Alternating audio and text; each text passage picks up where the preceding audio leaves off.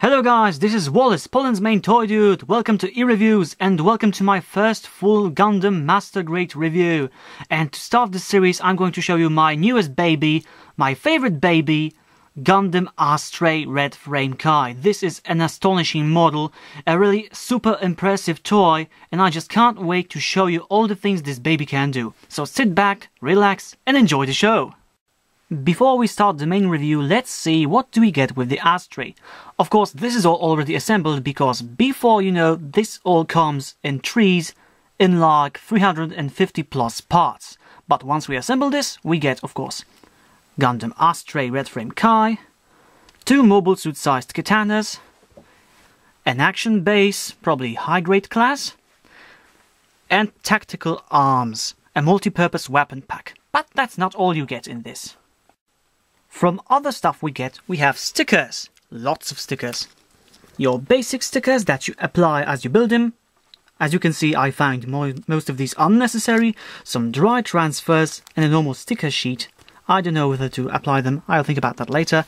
And we also get the uber awesome Astray manual, which as usual contains information about the Gundam, what's inside after you build it, some tips on building and snipping the parts, the tree index, how to build them. It is not that scary as you think, it's all very, very simple and idiot-proof, so everyone can build his own Gundam. We also get some very awesome catalog-like things that plot, painting manuals and guides, super awesome pics of Astray after he's finished, and even more instructions how to build, transform, and finally how to sticker him. As you can see, there's lots of stickers. We also get some leftover parts from Gundam Astray Blue Frame, which are very interesting, but we'll talk about that later. Behold Red Frame in his glory. Who are these guys? Oh yeah, these are my hints in case you are wondering what's the size of this guy. So hint number 1, Deluxe Swerve from Transformers Revenge of the Fallen. Hint number 2, Revoltech Yotsuba, because I had all high-profile YouTube reviewers use her. And a crappy game on PC, I don't know how did I get it. But here it is, it's a DVD, normal DVD, right. Enough of this. Much better. So let's take a look at this Gundam. Red Frame, you are amazing. I'm really I'm in love with this mobile suit, it's fantastic. I think the name frame comes from the fact that you can hardly tell where the armor and internal frames begin and end. For example, at the arms, only the white pieces are something you could call external frame, while on the legs, 90% of the leg is covered in armor, both red and white pieces. This is fantastic. This is almost organic design. Lots of vents, lots of overlapping parts. It's really amazing design, which is both fun to build and fun to look at. Sometimes you get like 3 or 4 layers of parts that overlay each other, creating great mosaics of technical beauty. By the way, this is a very interesting sign here. It says MBF Orb Astray, because Astrays were one of the prototypes stolen on the... Oh wait, I'm trying to talk about Seed. I haven't even watched the series, I just bought him because I liked the design. The parts are amazing. And let's look at the head because it's awesome as well. How can you not like this design? As you can see, we have translucent green parts for eyes, the upper camera and the back camera. And I haven't applied the stickers because I think the natural green is simply awesome already. Fantastic head. The only problem is the V-fin, which is annoyingly badly attached, so it flops.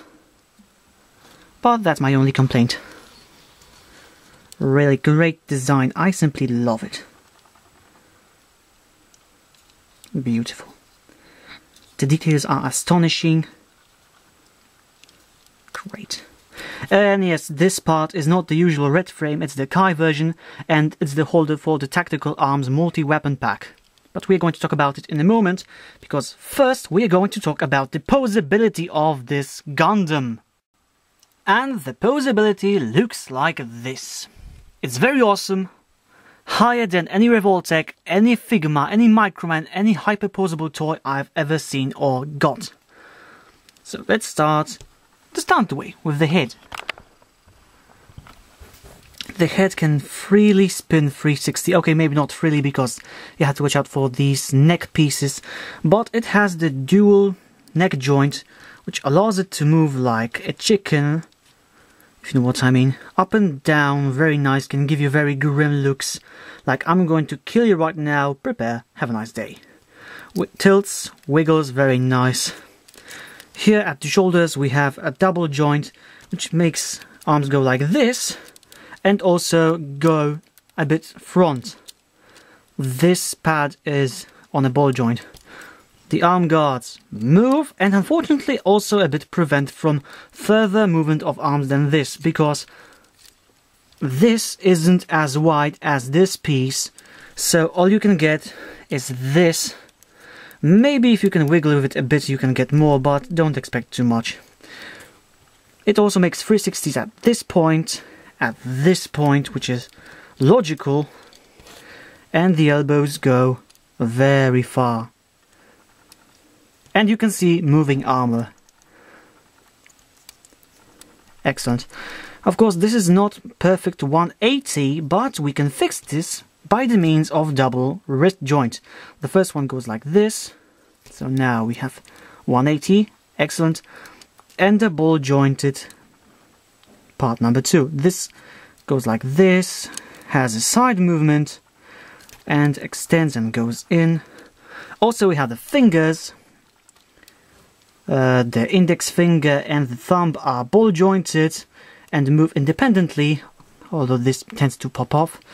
The lower fingers are also ball jointed but are connected, and you can choose to cut them into separate pieces. I haven't decided about that yet. So now to torso, let's start from the back.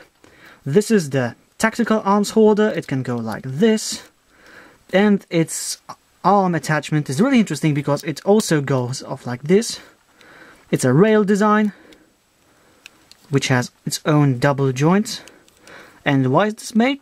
Because this can extend like this to allow very high movement. Oh, and this of course fell off. Very cool. Combined with the movement of the torso, which goes about like this due to the armor, you can get really a lot. Excellent. And it also allows us to open the cockpit with Low Girl inside. I never know how to pronounce his name anyway, but he's the junker, the pilot, and the creator and redesigner of Red Frame Kai. So this snaps again into place. We collapse this, and now the legs, which are very interesting, very awesome, because, let's see, the feet, double ankles, no problem at all, great. The tips move, extremely awesome. Now, the cool thing, these pieces also move on ball joints, but whatever. The knees, they are awesome. Look at what can they do. You bend them, and oh my god, shifting armor. It looks fantastic. Fantastic shifting armor of a Gundam. And look how far it goes. And this goes to the back with this movable skirt armor. It goes like this. Not much, but in this case, it can go a lot. And that. And that. And because this piece is a back-mounted ball joint, it can go up and down. And look what happens now. Oh yeah, this tends to fall off. Crap. I don't have time to do this.